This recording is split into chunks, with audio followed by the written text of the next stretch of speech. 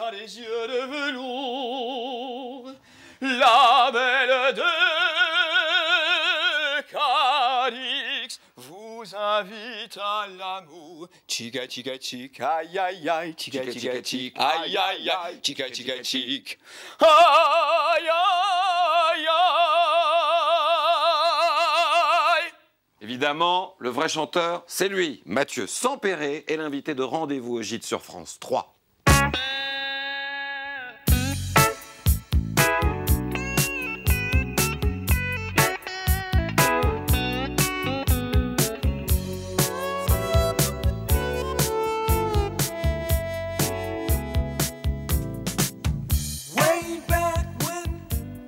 On a eu un échantillon, pour le coup, un petit échantillon de vos capacités vocales. On ne peut pas chanter sous la douche quand on chante comme ça, la maison s'écroule.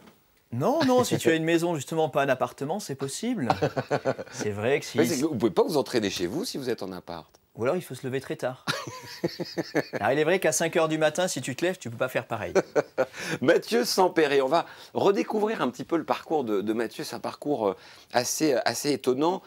Quand vous aviez 10-12 ans, vous imaginiez quoi plus tard, en vous imaginant adulte? Rien. D'accord. Rien. Rien du tout. 10-12 ans, non. J'avais pas découvert, mais j'étais un gamin comme tous les autres, cours de récré, ping-pong et foot. Et alors, à 14 ans, il se passe un truc, et vous qui avez été au cinéma récemment, vous allez croire qu'on le fait exprès, et en fait, pas du tout. À 14 ans, qu'est-ce qui se passe, Mathieu? À 14 ans, je découvre la musique classique par un professeur de musique, professeur de collège, qui me fait découvrir la musique classique, ma voix, et c'est à partir de là que je commence à chanter. On a vu ça récemment au cinéma, dans un film qui s'appelle La Famille Bélier, où une jeune fille découvre son talent avec son prof de musique. C'est extraordinaire, c'est exactement la même histoire. C'est un peu mon histoire, oui. Et alors, vous découvrez votre voix, vous avez 14 ans. Comment se fait-il que, l'ayant découverte à cet âge-là, au bout de 3-4 ans maximum, vous avez déjà un premier prix de conservatoire? Alors, à 14 ans, je découvre la voix, je commence à chanter dans les maîtrises avec une voix d'enfant déjà, ouais. Puis après la voix mue, évidemment, on passe avec une voix beaucoup plus grave, ouais. Et puis arrive 17 ans, j'ai passé mon bac, et là le choix s'est fait entre la musique ou une vie plus classique, ou les sciences. Voilà. Ouais. Et donc j'ai choisi la musique, donc je suis rentré au conservatoire, j'ai fait le conservatoire et la fac, je continuais toujours avec le même prof de musique qui m'avait fait découvrir la musique. Et on se voyait toujours, encore à l'heure actuelle, on a gardé contact. Et c'est vrai que là, je me suis dit, je vais chanter, je vais en faire mon métier. Donc vous avez fait les fameux cours de chant au conservatoire, fac de musicologie. En parallèle, pour se détendre, vous dirigez des chœurs. J'ai commencé très tôt. C'est vrai que j'ai commencé tout ça. Je suis tombé comme Obélix dans le chaudron magique. De la musique. De la musique. J'ai découvert la musique et la musique classique. Et j'ai découvert la vibration lyrique, la vibration classique. Alors, vous avez notamment dirigé les chœurs de la cérémonie des Césars en 2010. Ça, c'est bien après. C'est vrai qu'ils m'ont appelé pour la cérémonie des Césars. Et ils demandaient un chœur d'hommes, d'hommes mûrs. Ils ne voulaient pas une chorale conventionnelle. Ils voulaient que des hommes. Peu importe, rasé, pas rasé, grand, petit, moche, gros. Donc vous les avez recrutés et dirigés en fait, quoi. Exactement. Et donc il y avait Valérie Lemercier et Gad Elmaleh sur le plateau. Alors arrive la fameuse époque des Stentors, parce que si vous suivez ce groupe, vous connaissez forcément Mathieu Sempéré. Les Stentors qui sortent leur 3e album, on va le dire d'ailleurs en passant, qui s'appelle Rendez-vous au cinéma. On avait eu les régions de France, vous aviez interprété pour nous Une fille de l'Est. Bien sûr. La chanson de Patricia Cass. Les Stentors, c'est un gros succès. Vous êtes 4, vous vous êtes rencontrés dans les années 2011 de mémoire. Sur Mythique, ouais, tout à fait. Pour ne pas le citer, c'était sympa, les soirées. C'était sympa, ouais, 4 chanteurs d'opéra. C'est quelqu'un qui nous a regroupés, c'est ça, 2 ténors, 2 barytons. Exactement, donc 4 chanteurs d'opéra réunis pour défendre le répertoire de la chanson française. Donc Sébastien Lemoine nous a appelés, on s'était rencontrés tous sur les plateaux d'opéra, donc on chantait ensemble La Flûte enchantée, La Traviata, Faust, donc des grands classiques, du classique pour le coup. 2 par 2. Et comme on aime ce répertoire aussi de la variété et que nos voix lyriques, travaillées de manière lyrique, peuvent défendre ce répertoire, on s'est dit pourquoi ne pas essayer. Chose qu'on a fait, puis on en est à un 3e album. Un succès grand public immense, il faut le dire. Et alors, votre actu plus récente, vous êtes passé dans nos régions avec la tournée du spectacle Luis Mariano 100 ans après. C'était Henri-Jean Servat qui avait lancé ce spectacle, qui est venu ici dans cette émission. Vous avez interprété Luis Mariano. Oui. Et ça donne un très bel album avec des duos, on en reparlera tout à l'heure dans l'émission, mais vous avez repris des chansons de Francis Lopez notamment. Énormément, puisque en fait, Luis Mariano n'aurait pas été le grand Luis Mariano sans Francis Lopez, qui a tout composé pour lui. Le mélodiste, hein, c'est ça? Le grand mélodiste, incroyable. Alors, dans ce bel album, il y a notamment La Belle de Cadix, il y a Mexico, c'est que des tubes. Hein. L'amour est un bouquet de violettes. C'est agréable de chanter des chansons comme ça qui sont beaucoup plus anciennes que vous, pour le coup. Alors, certains peuvent les dire datées. En fait, c'est un genre musical. L'opéra, quand on chante Mozart, c'est bien plus vieux que ça. Ouais, c'est vrai. C'est 3 siècles en amont. Donc, il y a des choses qui ne bougent pas, quoi. Donc, évidemment, quand les mélodies sont bien écrites, la mélodie reste et est intemporelle. Si dans la rue, on fait chica chica chic, tout le monde fait aïe aïe aïe. Voilà.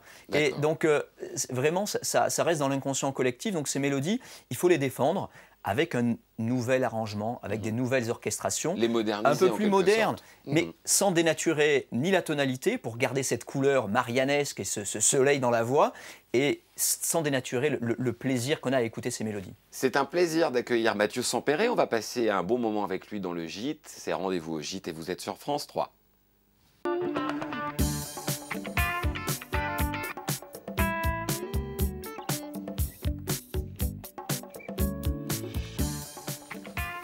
Allez Mathieu, on va continuer l'émission avec Patrick Germain. Chica, chica, chica, ravi.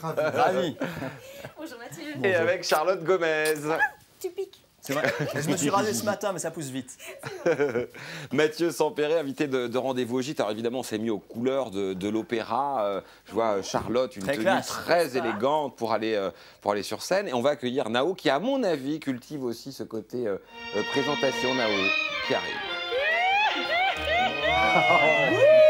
Yo.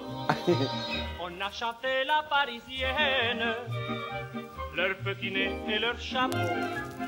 Elle le fait bien. On a chanté les madrilènes qui portent Hola, ¿cómo está? Molto bene. Grazie, et tout. Muy bien, ça va bien. Ah, donc espagnol, italien, on mélange un peu tout. Nous sommes cosmopolites. Exactement. Mathieu. Oui. Mathieu, certes, vous n'êtes pas qu'un physique. Non mais c'est vrai, mais qu'on se le dise. Non mais pour une fois qu'on a un ténor mince, beau, sans poils partout, on n'est pas habitué, Mathieu. Eh bien non, on n'est pas habitué. Oui, un ténor qui chante sans avoir l'air un peu bizarre. Vous savez, toutes les veines qui sortent de la gorge comme ça, comme s'il venait se faire électrocuter. Non, vous êtes trop mignon. Oui, c'est vrai. Non, mais il y a un truc un peu magique avec vous. Oui, puis sans faire d'horribles grimaces, comme si vous venez de vous frotter les yeux avec du piment d'Espelette. Ce sont vos vrais cheveux, Mathieu. Pas de moumoune, ni de choucroute, ni de trucs qui sont pas à vous. On n'est pas habitué, Mathieu, c'est vrai. Bon, allez, qu'on se le dise, hein, Mathieu, je veux mon neveu, c'est un vrai ténor. Oh, parlez-moi, bellâtre. Oui, parlez-moi, oh, du bel canto. Vos cheveux bouclés, vos yeux noirs, j'en frissonne. Oh, Mathieu. Ah, désormais, nous avons, et on peut le dire, nous avons notre sans-père. Si je peux me permettre un jeu de mots comme ça, un peu aléatoire, hasta siempre, monsieur. Lorsque j'entends votre voix, je fonds comme glace au soleil. Lorsque je vous vois, je me réjouis, que la Dion n'ait pas encore mis le grappin dessus pour vous emmener à Las Vegas. Moi, non, il reste là, il est avec nous. Je n'ai qu'une envie, c'est partir, Mathieu. Oui, j'ai envie de partir maintenant avec vous, seul, toi et moi, nous. J'ai envie d'échapper au karaoké. De David Gallet, de la Piaf de Jérôme Prodhomme. Oh non. Un calvaire, Mathieu. Mathieu, s'il te plaît, s'il vous plaît, fuyons. Emmenez-moi au bout de la terre, emmenez-moi au pays des merveilles. Oh, mon amour, pardon. Oh, Mathieu. Je me mets à nu, là, dans cette ultime intimité. Chantez-moi quelque chose, je sais pas, moi. L'amour est un enfant de bohème, à moins que ce soit moi. Oui, car Carmen est une femme. Je pourrais vous susurrer comme ça dans le creux de l'oreille. Je t'aime. Mais je voudrais pas vous abîmer les oreilles. Mathieu, alors, s'il vous plaît, laissez-moi juste pour une fois aujourd'hui devenir peut-être votre Madame Butterfly. Votre Madame Butterfly. Alors, ça fait quel effet? Waouh, bravo. Alors, c'est vrai que Nao a raison sur un point essentiel, c'est qu'on n'a pas fait de karaoké hier soir quand vous êtes arrivé au Gîte, parce qu'on s'est dit, là, personne fait le poids. D'ordinaire, on s'en rend moins compte, vous voyez. Si vous invitez Mathieu Sampéré, ne faites pas de karaoké chez vous. Donc vous étiez... Hein? Ouh, hein. Mais écoutez, mais qu'est-ce que je voulais que je vous dise, c'est ça, Mathieu est là, et c'est vrai, il est là, c'est un ténor, un jeune beau ténor. C'est vrai qu'on s'attend quand même à moins avenant physiquement dans le métier. Ah, ça veut rien dire, Oui. ça veut rien dire. Non, on a l'habitude, on a des caricatures de chanteurs d'opéra. On est resté sur la Castafiore, on est resté sur des chanteurs d'opéra qui avaient beaucoup de coffres, mais c'est pas forcément le physique. Le physique participe, bien évidemment. Une carrure participe à la puissance de la voix, mais pas seulement. Puis il y a plusieurs répertoires, il y a des ténors plus ou moins volumineux. Et Oui. voilà. Ne l'écoutez pas que pour sa voix. Non, c'est ça. Ne l'écoutez pas que pour son physique. Je suis perdu, moi, ça y est, allez hop. Bon, c'est foutu. C'est dimanche matin. Patrick, on a des images à montrer à Mathieu Sampéré. Oui, mais je ne veux pas vous le chanter. Mathieu Sampéré des Stentors. Je trouve que le nom vous allez voir pourquoi, parce que le nom du groupe est pertinemment choisi dans la mesure où Stentor, c'était un personnage de la mythologie grecque. Extrait, c'est un personnage de l'Iliade, d'Homère, qui avait une particularité physiologique, c'est qu'il avait une voix aussi puissante que 50 soldats réunis. Et j'ai trouvé que ça, c'était tout à fait pertinent. Maintenant, pour en arriver à vous, vous avez une voix puissante. Mais vous allez voir pourquoi je vais vous faire un compliment à l'envers, c'est peut-être votre problème. C'est-à-dire qu'on vous retrouve dans un registre où on se dit « mais tiens, mais qu'est-ce qu'il fait là ? Il ne s'est peut-être pas trompé de place ». Alors je vous demande de regarder, de bien écouter cet extrait. C'était en décembre 2013 sur France 3, une émission de variété. C'était 300 choristes pour les fêtes. Et puis on reparle après pour savoir si vous êtes bien à votre place. Chanson.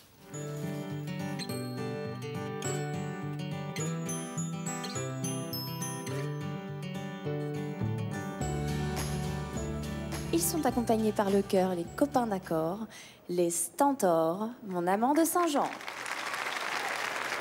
Sans plus réfléchir, elle lui donnait le meilleur de son être. Beau parleur, chaque fois qu'il mentait, elle le savait, mais elle l'aimait. Comment ne pas perdre la tête, serrée par des bras audacieux? L'on croit toujours aux doux mots d'amour quand ils sont dits avec les yeux. Elle qui aimait tant, elle le trouvait le plus beau de Saint-Jean. Elle restait grisée, sans volonté, sous ses baisers.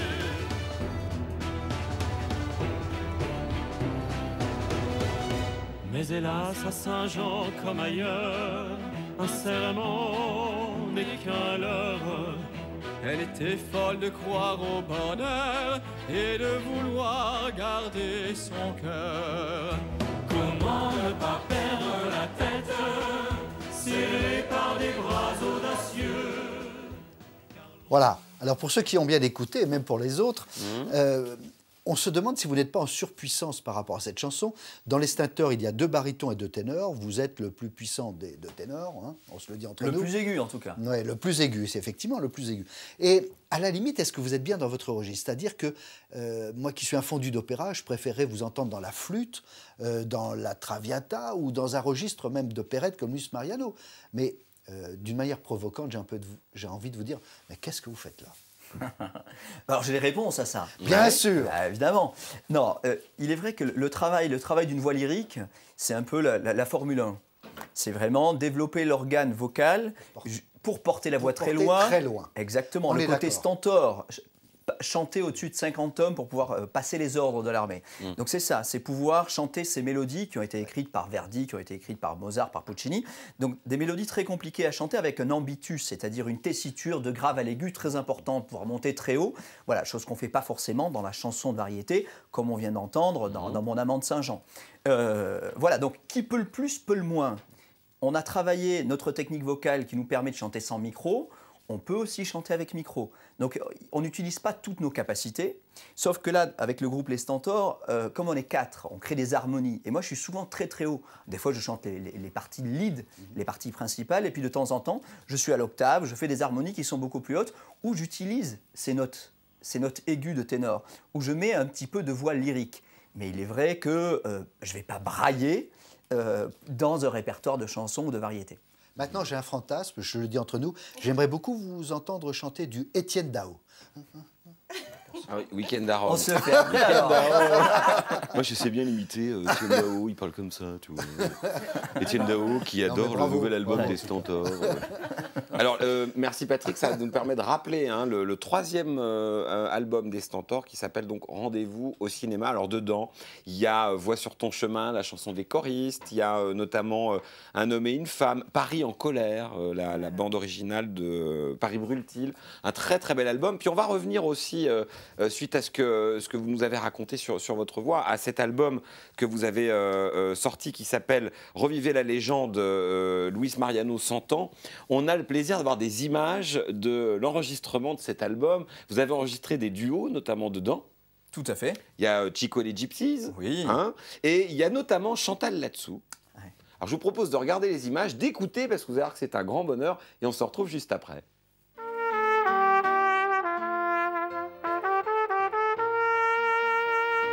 La la la la la la la la la la la la la, che bella cosa, oh sole mio. La la la la la la la la la la la, qui sera pour toujours un visa pour l'amour. Pourquoi Chantal là-dessous qui, alors là, pour le coup, vous ne pouvez pas lui reprocher d'être sous-employé. Non, hein, c'est le grand air de la Reine de la Nuit. Avec Chantal là-dessus. Alors peut-être pas avec Chantal. Non, ça a été génial. En fait, tout simplement, ça c'est un duo donc sur l'album. Il y a évidemment beaucoup d'opérettes. Donc le genre musical c'est l'opérette, ce qui faisait fureur en France à partir des années 45. Et cette opérette française apportée par Francis Lopez avec La Belle de Cadix, Andalousie, Le Chanteur de Mexico jusqu'à La Caravelle d'Or en 70, pour reprendre les tubes, a créé Mariano. En quelque sorte. C'est vraiment Francis Lopez qui a fait que Mariano est devenu ce qu'il est. C'est parce que Mariano avait de bonnes mélodies à sa disposition, en quelque sorte. Tout à fait. Et puis il a fallu un chanteur pour chanter les mélodies de Francis Lopez. Ils ont trouvé Mariano qui correspondait exactement physiquement, ce timbre de voix solaire d'après-guerre, on en avait besoin, on avait besoin de ça. Le côté espagnol aussi, avec cet accent espagnol, c'était très exotique et les Français voulaient entendre ça. Et donc, voilà, Mariano est devenu Mariano grâce à Lopez, et Lopez, grâce à ses mélodies et grâce à Mariano qui l'a fait connaître, est devenu ce mélodiste incontesté qui a rendu ce genre célèbre. C'est vrai que quand on écoute cet album, on a eu le plaisir de l'entendre. Il y a du soleil qui rentre dans la maison, c'est vraiment ça. Hein. Il y a de la joie de vivre en fait. C'est très lumineux comme musique. Plaisir. Les mélodies demandent pop, ça. Vous dites, moi, je trouve ça pop. Pour moi, Luis Mariano, c'est pop. Il y a ce côté moderne. On a un refrain, on va reprendre. Et pour moi, c'est très moderne. Surtout avec les nouveaux arrangements. Régalez-vous, hein, franchement. Revivez la légende, 100 ans, Luis Mariano, 100 ans après. Un très très chouette album, merci à vous. Puis vous entendrez Chantal là-dessous, je pense que c'est la première fois qu'elle enregistre un album. J'ai pas expliqué. Oui, alors en quelques secondes. Un duo. Ce titre était interprété, donc c'est un extrait de Visa pour l'amour, une opérette de Lopez. Ce titre était interprété par Luis Mariano et Annie Cordy. Ah, d'accord, je comprends mieux. L'origine c'était ça, c'était un duo. Et donc je me suis dit, bon, Annie Cordy, j'aurais pu l'appeler, lui demander. Mais je voulais une voix reconnaissable. Et c'est vrai que je me suis dit, Chantal là-dessous, pourquoi pas. Bon, en tout cas, c'est réussi. On a bien rigolé. Franchement, c'est réussi. Et puis, ça s'écoute vraiment très bien. Charlotte Gomez va nous présenter des images. Nous vous regardons, Charlotte. D'accord. C'est un plaisir.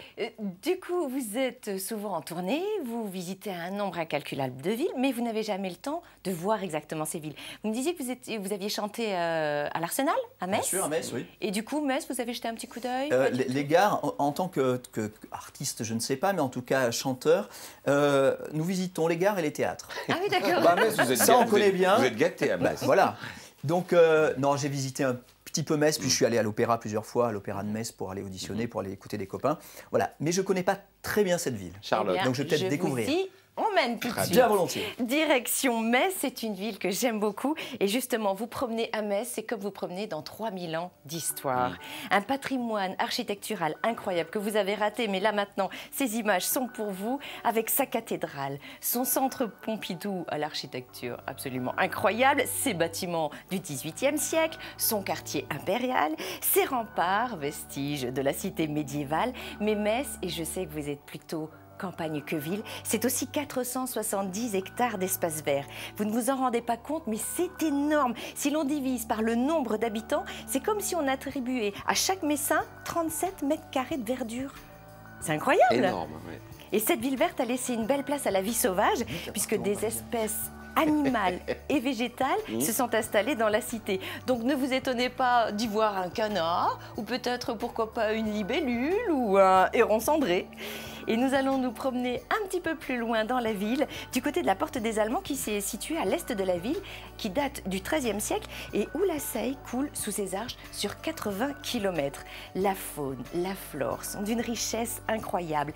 Et sur les murs des remparts poussent aussi des fougères, des plantes médicinales qui étaient utiles contre la toux et la jaunisse. Mais attention, ne les cueillez pas vous-même ou ne les utilisez pas sans avis médical, bien évidemment. Et n'hésitez pas non plus à faire un petit tour du côté du cloître des Récollets, qui était un ancien couvent du XIVe siècle et situé dans le quartier de l'ancienne ville. Vous y découvrirez un jardin d'herbes médicinales et toxiques. Bon, à ne pas consommer, bien évidemment. Si le temps le permet, profitez également d'une petite promenade autour du plan d'eau qui a été créé en plein cœur de la ville. Ou pourquoi pas d'une balade en canoë, kayak ou en aviron. Voilà. C'est on se sent en pleine ville comme à la campagne. C'est quand même sympa tout ce que vous avez raté, Mathieu. J'avais pas tout raté. Non, la cathédrale, les remparts, tout ça. La cathédrale est magnifique, les vitraux sont magnifiques. Oui. Non, vraiment, je n'ai pas tout vu, mais j'ai vu une partie. On repart, Charlotte. Et on repart un petit peu plus loin de Metz, c'est pas bien loin, ça surplombe la ville, c'est au Mont-Saint-Quentin, à l'ouest de Metz très exactement. C'est un espace naturel d'une centaine d'hectares qui domine la ville. Alors il y a de belles balades bien évidemment en perspective. Mathieu, si vous vous baladez par là, allez-y armé de votre appareil photo pour profiter de la nature, de ces magnifiques fleurs, apprécier les couleurs, les parfums et avec un peu de chance, vous tomberez peut-être sur des orchidées splendides. Il y en a qui arrivent justement. On va avoir de la chance, je le pense. La voici, cette orchidée. Elle est très belle. Mais de grâce, surtout, ne les cueillez pas. Prenez-les juste en photo. Il y en a qui en ont besoin. Qui ? Mais les abeilles, bien évidemment. Albert Einstein a dit que si l'abeille disparaissait de la surface de la Terre, il ne resterait à l'homme que 4 années à vivre. C'est fou. Eh bien, pour éviter cette catastrophe écologique, les pesticides ont été interdits directement dans la ville. Donc du coup, on les voit, ces abeilles, et on retrouve la ruche implantée à la Grange au Bois. Les personnes que vous allez voir sont bien évidemment équipées de vareuses pour éviter de se faire piquer. On enfume un petit peu aussi les abeilles pour qu'elles ne soient pas trop énervées. Et pour nourrir la reine des abeilles, on pratique la trophalaxie. C'est un échange de nourriture. Le miel qu'on y récolte est 100% naturel puisque la ruche n'a subi aucun traitement. Et d'ailleurs, regardez, on y distingue la reine des abeilles et les suiveuses qui la nourrissent. Et voilà, c'était une petite balade. Ah ouais. C'est beau. Ah et ouais. on parlait de trophalaxie, vous savez ce que c'est? Non, pas du tout. Et bien en fait, je vais vous faire un petit... Je prends quelques gâteaux, vous mangez, Ouais. vous avez rigidité, je vous les donne. Ah, d'accord. c'est à toi, c'est toi qui testes. D'accord. Bah, Oui. on va enchaîner. On va vous éviter de voir ça, mesdames, messieurs. Je vous propose de partir vers le quiz. Dépêchons. Très bien. Au revoir.